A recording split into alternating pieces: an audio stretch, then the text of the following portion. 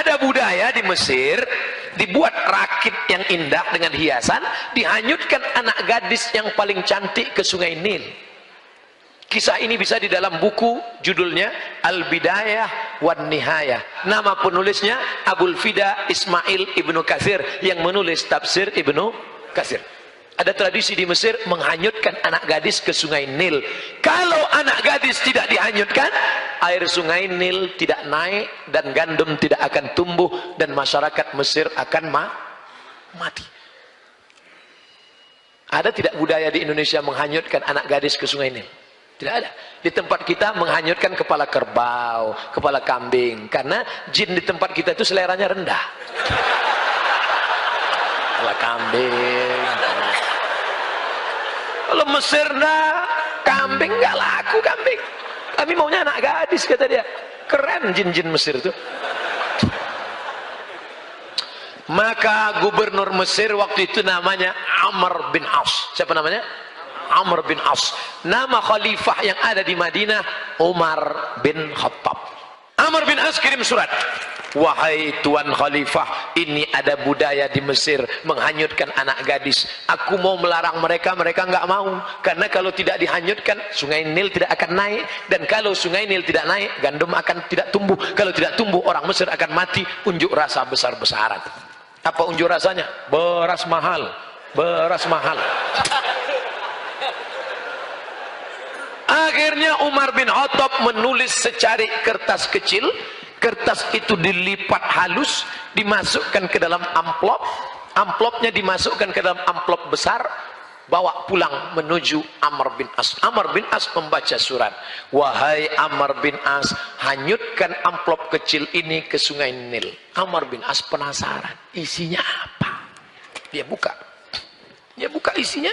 Ya Nahran Nil, wahai sungai Nil, min Abdillah. Dia tidak bawa nama-nama khalifah. Wahai sungai Nil, dari hamba Allah Umar bin Khattab. In kunta tajri min qibalillah fajri. Kalau kau mengalir karena Allah, mengalirlah. Wa in kunta tajri min qibalak fala tajri. Kalau kau mengalir karena dirimu, tak usah kau mengalir sampai hari kiamat. Dimasukkan lagi amplop kecil, dicampakkan ke sungai Nil di waktu malam. Besok pagi naik air sungai Nil ke atas. Sejak itu dihilangkan budaya menghanyutkan anak gadis ke sungai Nil. Sekarang pertanyaannya, agama mengikut budaya atau budaya itu dijadikan agama?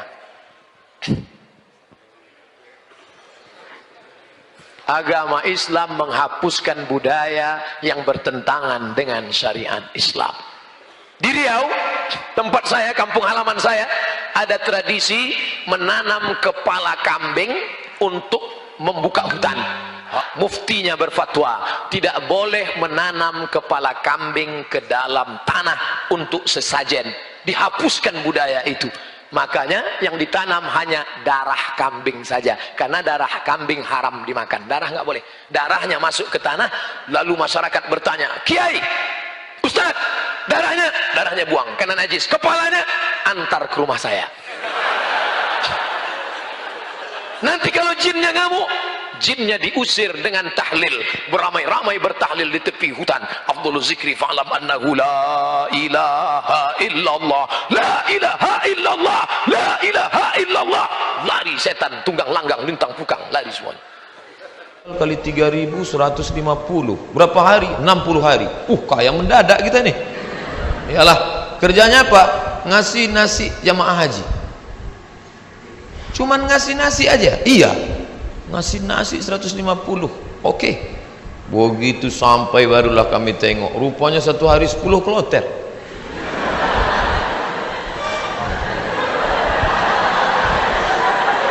Satu kloter 400. 10 kloter 4.000 orang yang mau dikasih. Saya ngasih nasi kotak. Saya tugas saya nasi kotak. Kawan saya yang satu nih, yang sekarang di Jakarta itu bagian ngasih jeruk. Asal yang jamaah haji itu nenek-nenek dikasihnya 1. Yang anak gadis dikasihnya 5. Jadi setelah jam istirahat saya bilang, ente zolim, saya bilang. Ini yang kita kasih ini bukan jeruk kita, ini punya umat. Nanti di akhirat kita akan dituntut di padang mahsyar. Kok ente kasih bu itu 1 yang itu 5? Nenek itu kita kasih jeruk satu, memang tak terkunyahnya lagi gitu. Ini anak gadis ini kita kasih. Jadi kalau cerita sama Ustadz itu ada saja dalilnya. Jadi saya kalah dan dia sekarang, alhamdulillah, setiap saya pergi haji, pergi umroh kemarin di King Abdul Aziz itu saya foto. Habis itu saya kirim ke kawan-kawan dulu. Ingatkah di kau wahai kawan, 20 tahun yang lalu kita di sini. 20 tahun yang lalu kita di sini bekerja. Inilah, setiap melihat kemah-kemah, setiap melihat atap ini terkenang kalian. Aku masih ingat kalian dulu yang membagi jeruk, nenek-nenek satu, anak gadis dulu. Dibalasnya kiki. Bagian masalah. Kadang jamaah-jamaah haji ini sombong. Jamaah haji ini tak semuanya hatinya baik, banyak juga yang sombong. Menengok kita kerja, nampaknya berkeringat, berpeluh, sepele nengok kita. Panggilnya, sini bentar. Ya Pak, sudah lama jadi TKI. TKI bukan hina. TKI itu pahlawan devisa. Saudara-saudaraku yang bekerja menjadi TKI di Hong Kong, di Singapura, kalian pahlawan devisa. Tapi orang menyepelekan kalian. Kalian mencari makan di negeri orang lain, padahal di negeri ini sumber makanan. Kenapa? Makanan itu dicuri orang. Akhirnya kita susah, mahasiswa susah, pekerja susah, istri meninggalkan suami yang dalam keadaan sakit menjaga anak untuk mencari nafkah. Disepelekan. Sudah lama jadi TKI. Kami ini mahasiswa Pak. Di mana kalian belajar? Di Kairo. Asal dari mana? Riau. Memangnya tak ada universitas di Riau? Ada Pak, cuman satu semester 5 juta. Sidang tertutup 10, sidang terbuka 15, buka tutup 25. Tak ada duit. Maka kami belajar jauh-jauh. Selesai S1, pulang saya ke rumah. Haji Abdul Somad LC titelnya, lagi cemas. Ke bawah tak berakar, ke atas tak berpucuk. Tak tahu apa mau dibuat. Pulang ke rumah menengok kebun sawit ada di rumah. Banyak Pak Ustaz? Tak banyak, cukuplah untuk 7 keturunan. Kalau tak dijual-jual. Lalu kemudian saya pun pergi ke kebun 2-3 hari, seminggu 2 minggu. Kata mak saya, Mat, kau pergilah dari kampung ni. Kenapa? Pokak telinga aku dah. Masa kuliah di luar negeri balik ke kebun juga. Akhirnya pergi saya ke Malaysia melanjutkan S2 untuk menyelamatkan telinga mak saya. Ambil S2. Di mana sekarang Somad? S2. Negeri ini tidak menghormati ilmu. Sampai di Malaysia jumpa sama kawan-kawan dulu yang sama sekolah. Engkau di mana sekarang ni? Aku ambil master lah. Subsidi rumah, subsidi beasiswa, subsidi, semua dapat subsidi. Kita di mana? Di parkir motor di tempat yang jauh. Begitulah keadaan. Padahal sama-sama orang Melayu, bahasa kita sama, bentuk kita sama, hidung sama-sama jongkok. Tapi nasib dia tegak, kita sujud terus. Itu yang terjadi. Saya kuliah di UKM, Universiti Kebangsaan Malaysia. Banyak orang nanya saya, kenapa tak ambil UIA? Kenapa tak ambil IIU, International Islamic University? Kenapa tak ambil Malaysia? Kenapa tak ambil UM, University Malaya? Kenapa ambil UKM? Dia tak tahu, di UKM tu bisa ngutang. Tapi saya tak selesai, karena saya pemburu beasiswa. Tiap hari searching, browsing, mancing, launching.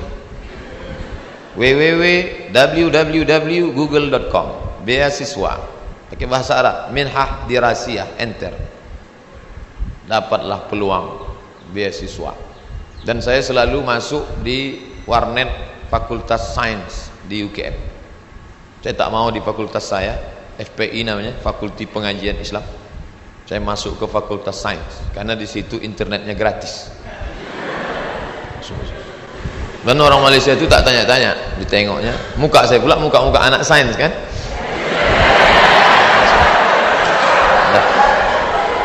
Dah, habis itu dapatlah info, katanya ada satu negara menyediakan beasiswa.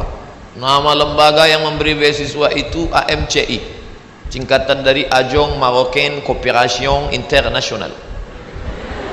Akhirnya saya ajukanlah proses doa minta ampun. Biasanya saya doa gini aja, tapi untuk beasiswa aja. Ya Allah, minta tolong aku. Mau balik ke kampung aku tak sanggup, telinga udah pokak. Mau balik ke Riau kerja tak ada siapa yang mau menolong. Mau lama di Malaysia ni utang sudah lagi ni, tolonglah dapat beasiswa. Rupanya orang yang teraniaya itu doanya makbul.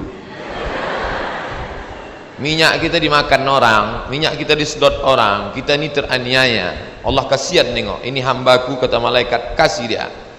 Diterimalah saya mendapat beasiswa. Sampai kawan-kawan saya heran, ente dapat beasiswa dari mana? Darul Hadis. Nilai ente waktu di Azhar apa? Good, excellent, very good, good, gagal.